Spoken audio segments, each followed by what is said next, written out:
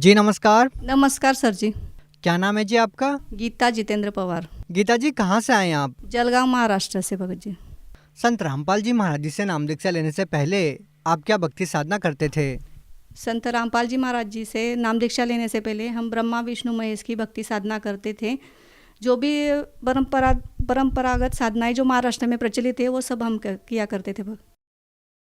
गीता जी, जैसा कि आपने बताया कि पहले आप सभी हिंदू धर्म की पारंपरिक पूजाएं करते आ रहे थे, तो हम आपसे ये जानना चाहेंगे, जब आप ये सभी पारंपरिक पूजाएं करते आ ही रहे थे, तो आपको संत रामपाल जी महाराज जी से नाम दीक्षा लेने की क्या जरूरत आन पड़ी? दोनों बच्चे मेरे हमेशा बीमार रहते थे।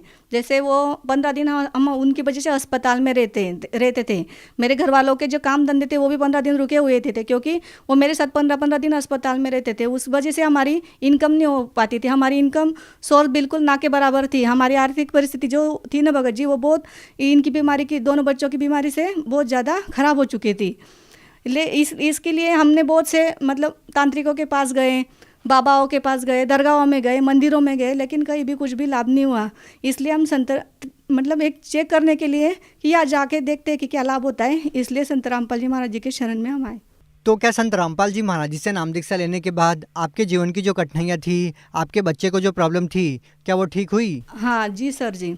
संत रामपाल जी महाराज जी से नाम दीक्षा लेने के बाद मेरे दोनों बच्चों को, जब से नाम दीक्षा संत रामपाल जी महाराज जी से हमने लिए हैं, तब से मेरे दोनों बच्चों बिल्कुल ठीक है।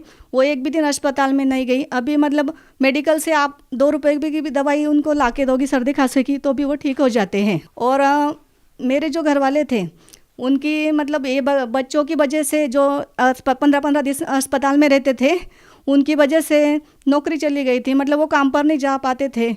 इसके लिए फिर हमने संत रामपाल जी महाराज जी से प्रार्थना लगाई कि परमात्मा, मेरे भगत जी की नौकरी चली गई है, तो परमात्मा ने बोला कि आप चिंता मत करना, परमात्मा दया करेंगे, आप उनके चप्पल जूते मत उठाना, वो स्वयं आपको बुलाएंगे, ऐसा परमात्मा ने बोला था।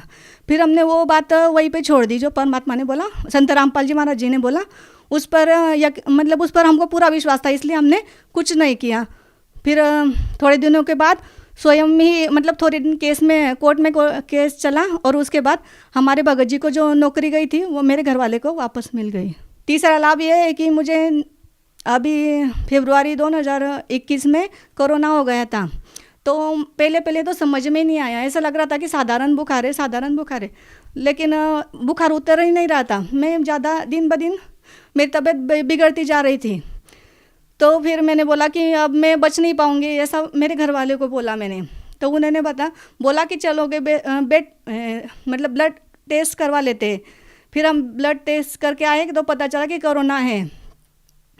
फिर मैंने आके संत रामपाल जी महाराज जी से मन ही मन में आराधना की और दंडवत किया कि हे परमात्मा, अब आप ही मुझे बचा सकते हो, मेरे को नहीं लगता कि मैं अब बच पाऊँगी।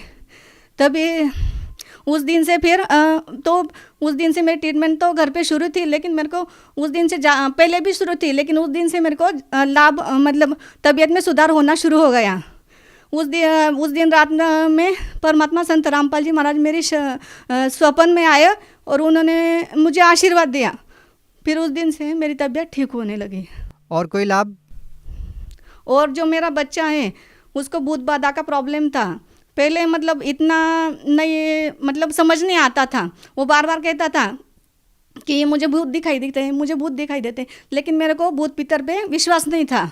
तो मैंने उसको बोला कि तू रोज़ शाम को यही बोलता है कि मेरे को भूत दिखते हैं, तू झूठ बोलता है, कहाँ है भूत, मेरे को दिखा। फिर मैंने दरवाजे में जाके उसको ये बोला, वो बोला ये पेड़ है ना मम्मी, उस पे सामने मेरे को भूत दिखता है।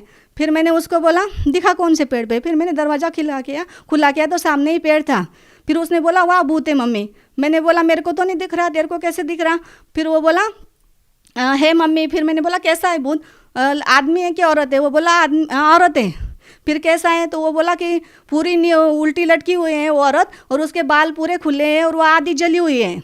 फिर मैंने बोला ठीक है, तू घबरा मत, कि तो अपन परमात्मा के शरण में संत रामपाल जी महाराज जी के शरण में अपन को कुछ नहीं हो सकता। फिर मैंने उसको बोला कि उसको बोल परमात्मा को दंडवत करके कि संत रामपाल जी महाराज की जय, बंदी छोड़ सदगुरुदेव रामपाल जी महाराज की जय, ऐसा बोल। फिर उसने वही किया, परमात्मा संत रामपाल जी महाराज जी को दंडवत किया और वो बोलने रोता रहा और चिल्ला मतलब परमात्मा की जयकारा लगाता रहा। मैंने बोला जब तक कि वो दिखेगा नहीं तब तक परमात्मा के जयकारा लगाना। फिर वो जब वो जयकारा लगा रहा था वो अपने आप दिखाई देना बंद हो गया।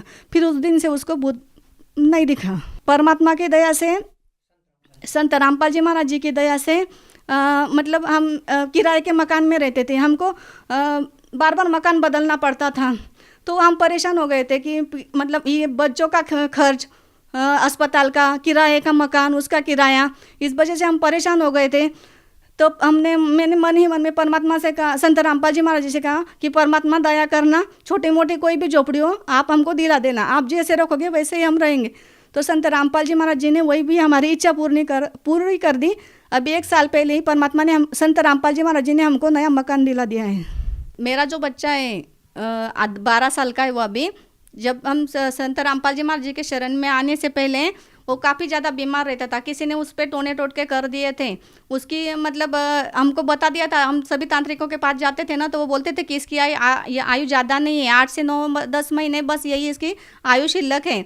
फिर हम सोचते कि हमारा एक ही बच्चा है और हमको बहुत दिन के बाद मतलब बच्चे हुए थे। शादी को 4-5 साल हो गए थे तभी बच्चे हुए थे। तो इसलिए फिर हमने जो हमारे पास सभी जो पैसे थे वो दोनों बच्चों के लिए लगा दिए थे। इसलिए हमारी आर्थिक परिस्थिति इतनी ख़राब थी, मतलब कोई हम दवाखाने के लिए मतलब अस्पतालों के लिए भी मांगेंगे तो कोई हमारा देने के लिए तैयार नहीं था। इस वजह से मतलब घर में टेंशन, झगड़ा ये सब चलता रहता था। लेकिन जब से संत रामपाल जी महाराज जी शरण में आए हैं तो तब से परमात्मा ने दया करके रखी है। घर में भी बहुत ज़्यादा बरकत है भगत जी। जब हमारे जो कपाट है उसका जो लॉकर है, जब भी मैं खोलती हूँ कभी कभी देखती हूँ कि अभी घर में पैसे नहीं है, तो मैंने उसमें हाथ जब भी डालूंगी ना मैं, तो उधर मतलब 500 की हमेशा नोट निकलती है। 500 की 2-2, 3-3 नोटें हमेशा निकलती हैं। ऐसी बात, इतनी बरकत संत रामपाल जी महाराज जी ने हमें करके रखी है। गीता जी, जैसा कि आपने बताया कि पहले जो साधनाएं आप करते आ रहे थे उन साधनाओं को करने से आपको कोई लाभ नहीं मिला और संत रामपाल जी महाराज जी से नाम दीक्षा लेते ही आपको लाभ मिलना शुरू हो गए, तो इसके पीछे आपको क्या कारण लगता है?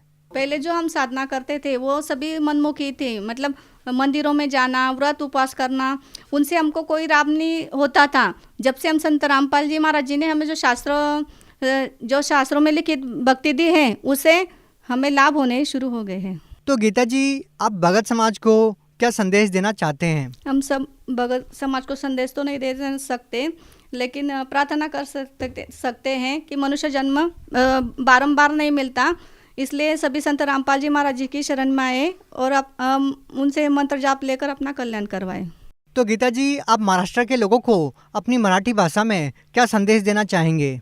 मी सर्व माझ्या महाराष्ट्रातल्या बंधू भगिनींना प्रार्थना करू इच्छिते की तुम्ही जे दुःखी असाल किंवा म्हणजे आपण सर्वजण देवासाठीच भटकत आहोत, कोणी मंदिरांमध्ये, कोणी दर्ग्यांमध्ये, तर त्यांनी पूर्ण परमेश्वर संत रामपालजी महाराज या पृथ्वीवर आलेले आहे, त्यांच्याकडून नामदीक्षा घेऊन आपले कल्याण करावे। अगर कोई व्यक्ति संत रामपाल जी महाराज जी से नाम दीक्षा लेना चाहते हैं तो वो कैसे ले पाएंगे? संत रामपाल जी महाराज जी के सत्संग सभी नेशनल चैनल पर चलते हैं। उसके नीचे नंबर फ्लैश होते हैं, आप वो नंबर पे कांटेक्ट करके अपने नज़दीकी नामदान सेंटर का पता करके वहाँ से नाम दीक्षा ले सकते हैं। जी, बहुत बहुत धन्यवाद। धन्यवाद।